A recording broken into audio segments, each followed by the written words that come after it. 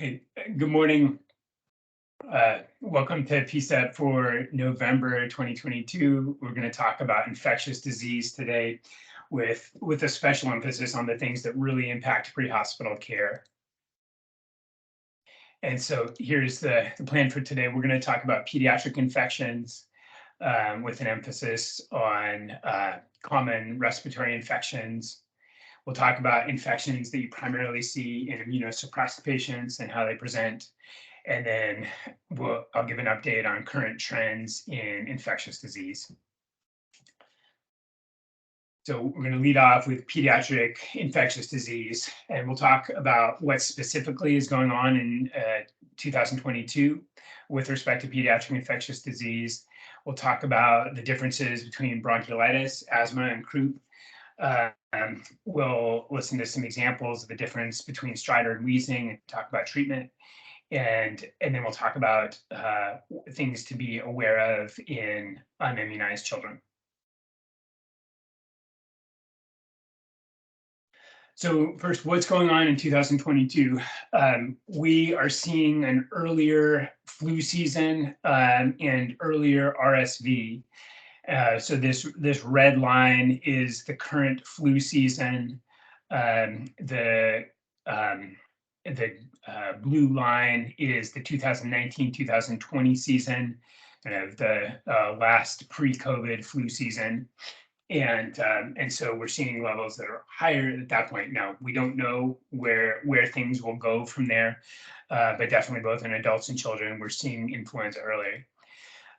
The other thing, as I talked to both the pediatric EM docs and pediatric hospitalists, is that we're seeing more kids getting admitted with viral pneumonia, especially in the 2 to 5-year-old range. And they tend to be most like kids that will do well for a while and then crump. And so they often have been sick for like 3 to 5 days and then will kind of turn. It looks kind of like bronchiolitis, but it's in an older age group. They tend to be hypoxic, and more so than in previous years, they're getting a temporary admission to the ICU, usually like a day or so, and then they tend to turn around fairly quickly. But it definitely has impacted the availability of pediatric hospital beds, and we're still pretty early in the season. We don't know exactly why this is. We do know that the kids that were 1 year old last year tended to have a fairly severe bronchiolitis because they've been exposed to fewer respiratory viruses in their first year of life. So that's one supposition. It's also every few years we seem to have a more virulent strain of rhinovirus and enterovirus, and that certainly seems to be contributing to these pediatric pneumonias. So I referenced the difference between bronchiolitis and asthma and croup, and so we're going to talk about some general divisions that kind of separate these things. So with bronchiolitis, the age range is 2 months to 2 years. Can you see it in someone who's 6 weeks? Possibly. And can you see in someone who's a little bit over 2 years? Yes. But the vast majority of cases are in that 2 months to 2 years. The thing that's really distinctive about the presentation of bronchiolitis is that the kids tend to wheeze, but where the wheezing is tends to shift around as you listen to them at different times. It's from mucus plugging of the small airways, and so these wheezes tend to shift around. With a particularly snotty kid, suction can be helpful. In the hospital, we'll do deep suction, which is the first step in treating a bronchiolitic kid. These are kids that may need supplemental oxygen, and they can get a trial of bronchodilators. Obviously, it can be difficult to sort out bronchiolitis from reactive airway disease, particularly early in the illness. But it's just important to know that some kids with bronchiolitis just don't respond to bronchodilators. The ones who do respond are more likely to be those where there's a family history of asthma. But you may find that there's just no response to bronchodilators in a broncholytic kid, and that's important information to pass on to the hospital.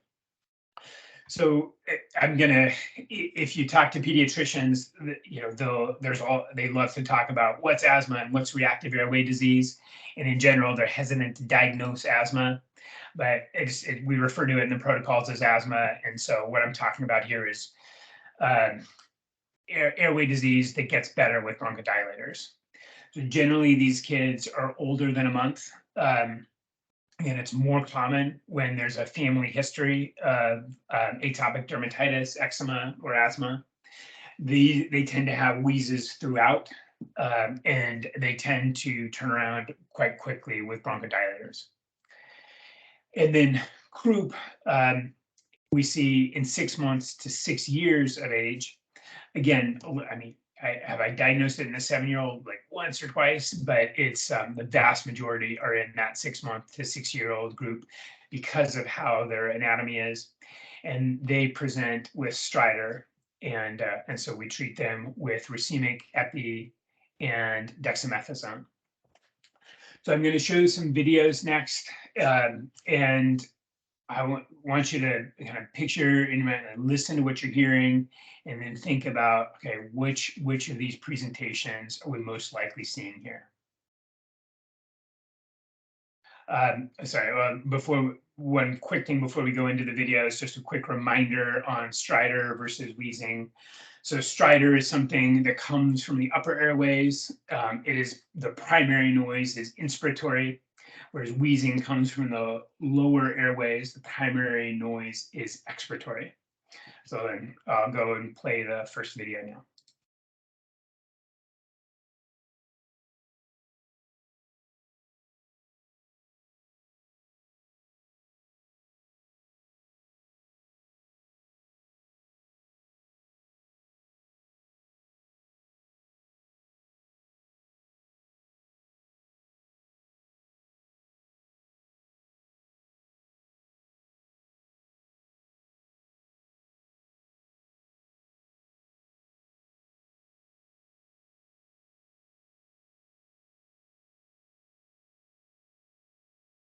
Okay, and then here's the next video.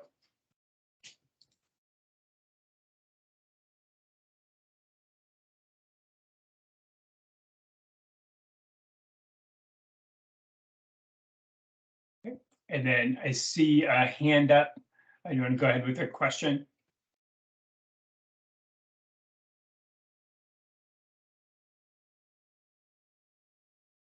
Okay, it looks like the hand was lowered, but feel free to raise your hand or put questions in the chat. I'm going to play the last video.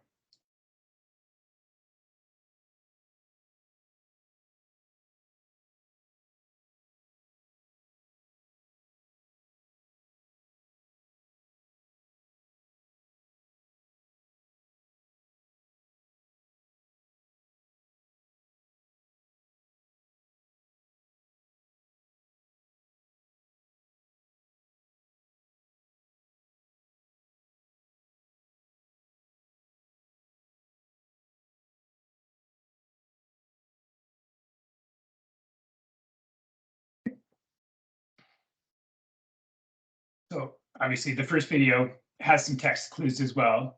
But I'm just going to play a little bit of it again. So here's primarily expiratory.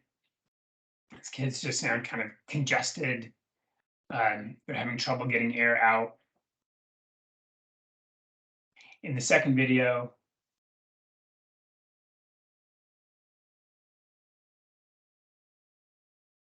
you hear this kind of diffuse musical wheeze. So that's something that's more likely to see in asthma. Again, the bronchiolitis and asthma are going to be difficult to tell apart with the initial presentation, and the response to bronchodilators is going to be very important as far as figuring out which way to go clinically. And then in the last video, here's a kid who has stridor at rest. You see the primary noises with inspiration.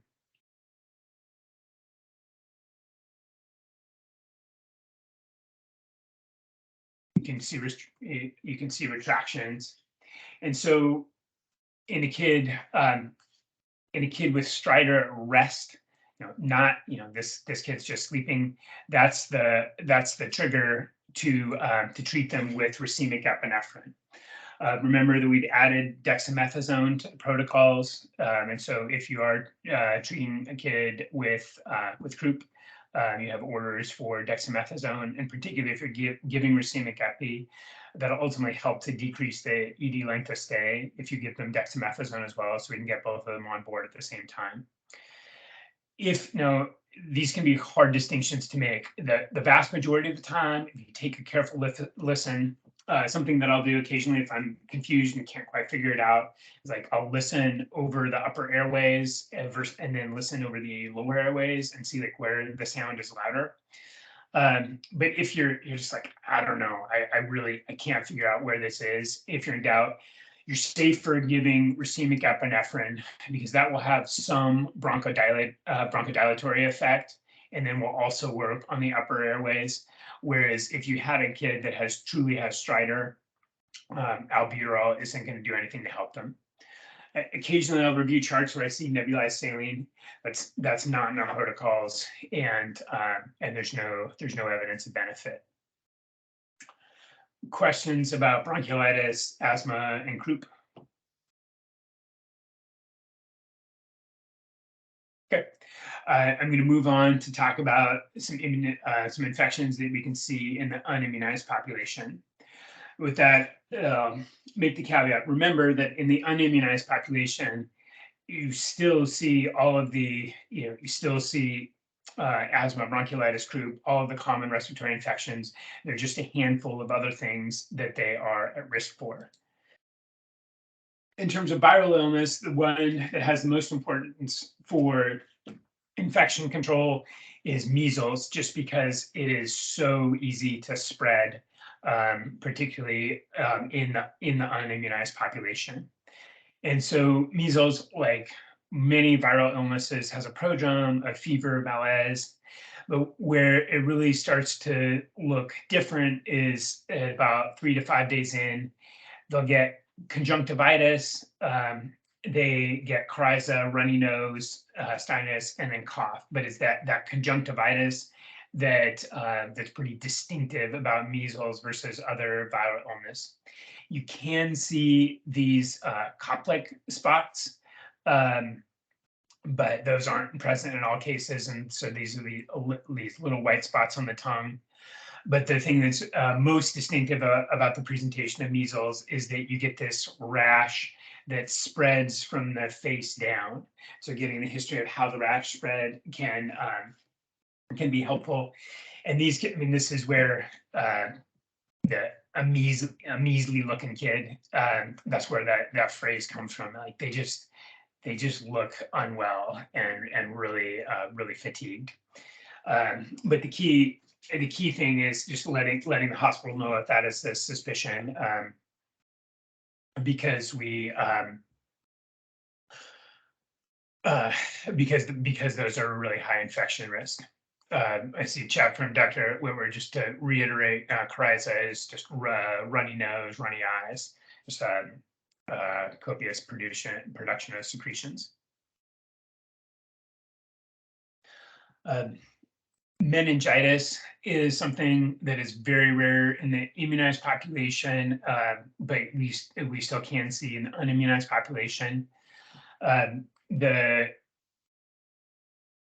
most dangerous form is bacterial meningitis from Neisseria meningitidis, and so obviously these kids present with fever. In infants, they tend not to have as much neck stiffness, but they're irritable. They can have a bulging fontanelle. They can have vomiting.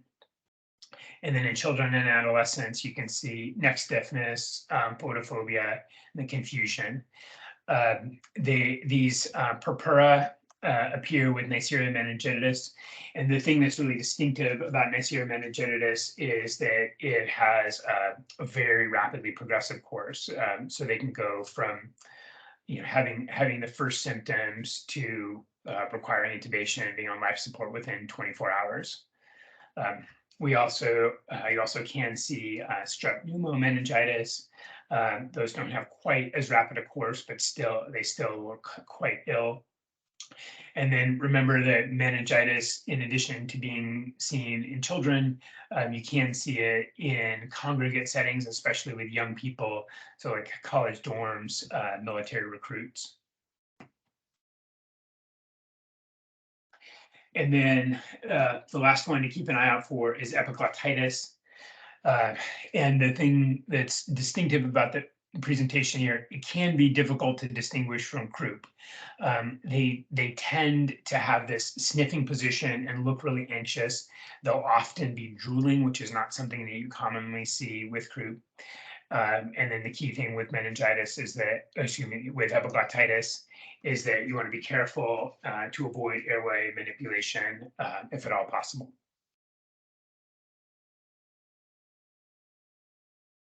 Any other questions about infections in the unimmunized population? Okay, we'll move on to a few key infections that you see in immunosuppressed patients. These often are things that don't look that terrible and then end up having really bad outcomes. So necrotizing fasciitis, when it's obvious, can be quite obvious, and you can see these bullae. These are patients that tend to have patient pain out of proportion to exam. But I've also seen multiple cases of necrotizing fasciitis where the skin exam is not that impressive. And unfortunately, one of the only clues is that they have pain out of proportion to exam. And that can be really difficult because you're meeting someone for the first time. You don't know, how they express pain, but at least considering some kind of bad deep space infection is important if you have someone who has pain that's out of proportion to the exam. They can have crepitance, that kind of Rice Krispies, as you press on the skin. They can have discoloration. And this is something that is ultimately only diagnosable by a surgeon taking it into the operating room, opening it up, and finding dead tissue under here. There's a special case of necrotizing fasciitis called Fournier's gangrene, which is in the groin, most commonly in diabetics. And this is something where, if someone's got intense pain there, it's worth taking a look if you can get them to a place where you can afford some privacy. This is something that you can see in the pre-hospital setting that could really change their course. Spinal epidural abscess. These are also patients that tend to look pretty unremarkable, and people have back and neck pain, and so these are people that we see all the time. But if there's a risk factor, so obviously fever and back or neck pain is spinal epidural abscess until proven otherwise. But risk factors, the most dangerous risk factor that we see is IV drug abuse, because they tend to get vegetations and it seeds. They can have lesions in multiple different spots in the spine. So IV drug abusers are at high risk for spinal epidural abscess, and these are often patients who deal with some chronic pain. So it's just important to recognize that this can be a sneaky presentation. A rule of thumb with spinal epidural abscess is that you tip whatever neuro exam you go to the operating room with is typically what you leave with. And so we really want to pick these up before they develop a neurologic deficit. And then it's just another reminder that it's important to document what your neurologic exam was when you first got in touch with the patient. And then the reason that IV drug abusers are at such high risk for spinal epidural abscess is that they are at high risk for endocarditis. So endocarditis is vegetations, essentially chunks of bacteria that sit on the heart valves. And so you can imagine if you're injecting with dirty needles, you're injecting dirty stuff directly into the venous system, you're at high risk for getting these vegetations. So here's a picture that shows vegetations on the heart valve. Obviously, this patient didn't do very well.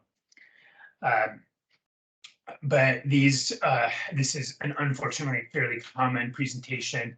You can occasionally see it in patients who have indwelling catheters, but again, IV drug use is by far the highest presentation, the highest risk presentation. And so what you see with endocarditis is that they get these septic emboli. So these vegetations get thrown off. They can cause strokes. They can cause there can be septic emboli in the lungs, and then you can see these swelling and spots. They're called Janeway lesions and ossular nodes, but basically, like the hands and the feet, they just look weird, and it's because they're basically getting chunks of bacteria thrown in that cause problems with blood flow in the hands. And so these patients can have fairly diffuse symptoms. They can have, back pain and a cough. They can have hand pain, and these can be really hard to treat. They often require 8+ weeks of IV antibiotics. I just the crew did an excellent job the other day of bringing in a patient who had been was an IV drug abuser who'd been stuck in her room over the last 5 days, not moving, and was down, was altered, and she ended up having septic emboli in the brain and the lungs. So it's just important to consider. And I would say any IV drug abuser who has fever or has diffuse complaints, I would do everything you could to get them to agree to an evaluation in the emergency department, because that's a really high risk chief complaint. Any questions about infections in the immunosuppressed?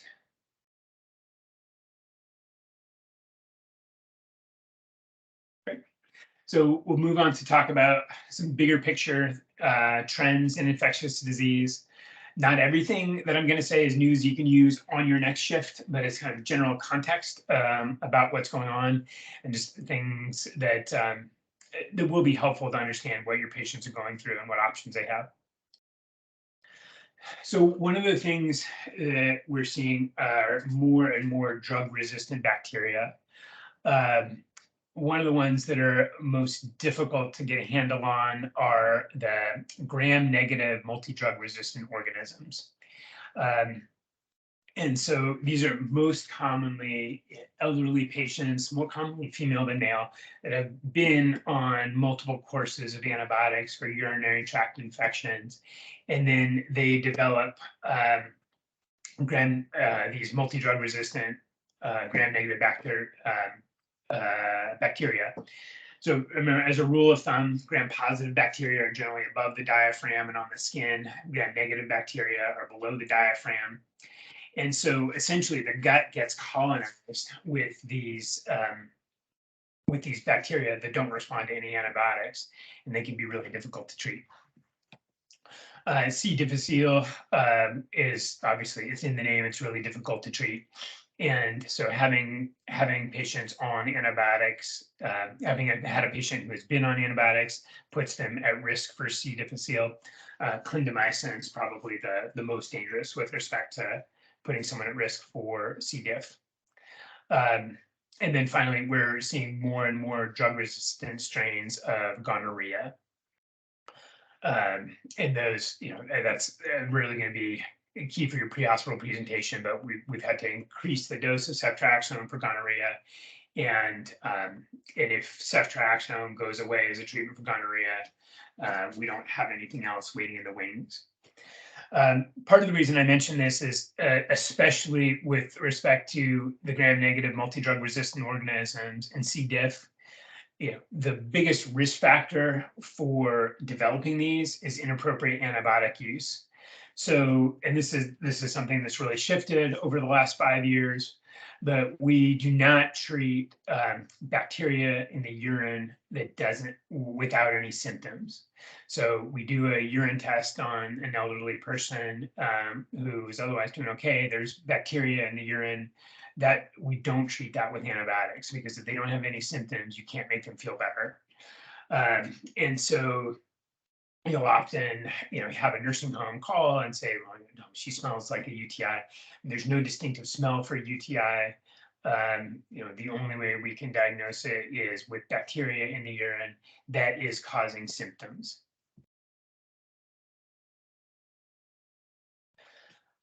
One of the biggest changes over the last 5 to 10 years is that hepatitis C is now treatable. There's a drug regimen that the vast majority of the time makes hepatitis C go away. The bad news here is that the problem, which has gotten worse since the pandemic, is it's been harder to get people in to start treatment because you have to get screened, you have to be diagnosed with hepatitis C, and then you have to start the treatment.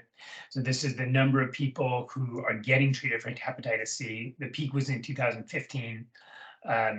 And then it kind of stabilized, and then with the pandemic, number of people being treated went down. And so that's one of the big public health initiatives that's going on right now, is to get people who could benefit from hepatitis C treatment into treatment. The good news is we're making significant progress in decreasing tuberculosis and hopefully ultimately eliminating it within the US.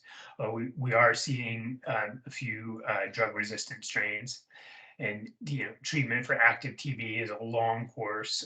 We often have to take multiple drugs, and so that's what makes it possible to develop drug-resistant strains, because if you fall off the treatment, you can develop a drug-resistant strain.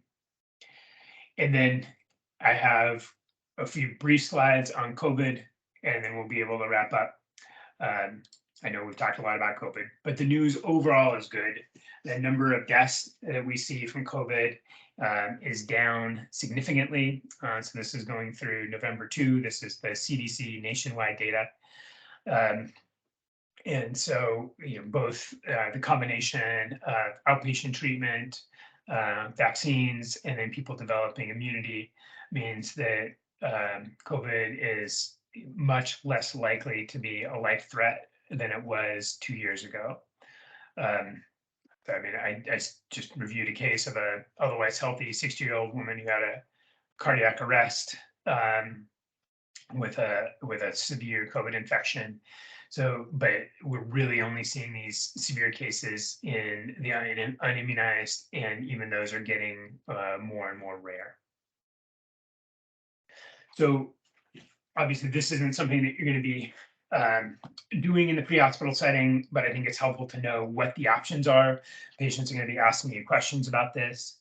So how can we treat COVID in the outpatient?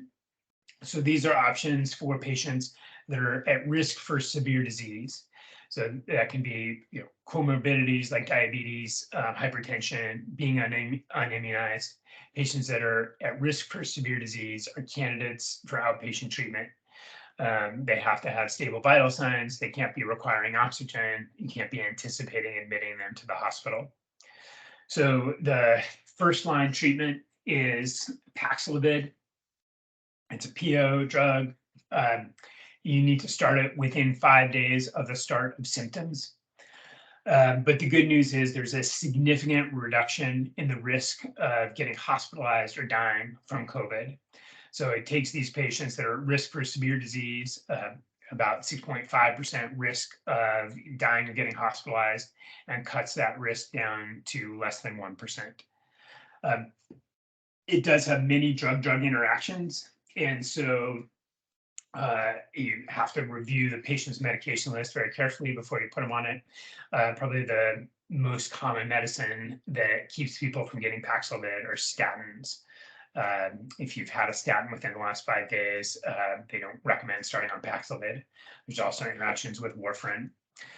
One of the things to know for your pre-hospital care is that it can happen with COVID any case, there's a few more cases with Paxlovid where you get a rebound, and you'll see the COVID will be treated, the antigen, the at-home test will be negative, and then they have a return of symptoms, the antigen test turns positive again.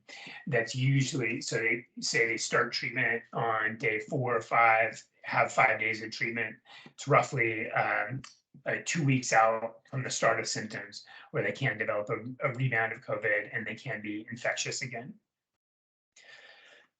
The second choice are monoclonal antibodies. Right now, the bebtelovimab, I always just call these monoclonal antibodies because they're always tongue twisters, is the only one that's approved to treat the Omicron variant. It's a one-time IV medication, can be started within 7 days of onset of symptoms. And there's roughly a 50% reduction in the risk of patients getting hospitalized or dying. The patients are monitored for 1 hour after we give this. But I've given this to some patients who, for one reason or another, can't take pills. There are very, very few drug-drug interactions. So this is it's definitely an option. And then the last one is molnupiravir. It's a PO drug that can be started greater than or within 5 days of the start of symptoms. And there's about a 30% risk reduction in death and hospitalization. The advantage of this is it doesn't have nearly as many of the drug-drug interactions as Paxlovid. It's not safe in pregnancy and not safe in children. And then the last thing to mention about COVID is that the bivalent boosters are now available. So these have the same spike protein that was in the initial vaccine, the Pfizer and the Moderna vaccine. And then they also have a spike protein that's specific to Omicron. And so they confer better protection against Omicron. So these came out in September of 2022. And are available and recommended if it's been more than 2 months since your last booster dose. Any other questions about trends in infectious disease? Okay, so I'm going to wrap up with the take-home points. So take the time to differentiate between stridor and wheezing as best you can. Make that differentiation, give the treatment, note how the patient responds to the treatment. If you're really in doubt and can't sort it out, you're safer giving racemic epi than giving albuterol as the first treatment. Remember that in addition to common infections, unimmunized patients are at risk for a handful of other dangerous infection. Remember that particularly with infection, pain out of proportion to exam is a very concerning finding. Fever and back pain, history of IV drug abuse are both very high risk presentations. And then we are making progress preventing and treating infectious disease, but infectious disease is clever and is making progress in certain ways as well. And so, especially in a hospital setting, being good stewards of antibiotics is probably the most important thing that we can do. And with that, I'll wrap up. I'm going to post this link in the chat, and I welcome your feedback. You can either scan the QR code or click on the link. But we really want to give you the best continuing education that we can, and we value the feedback.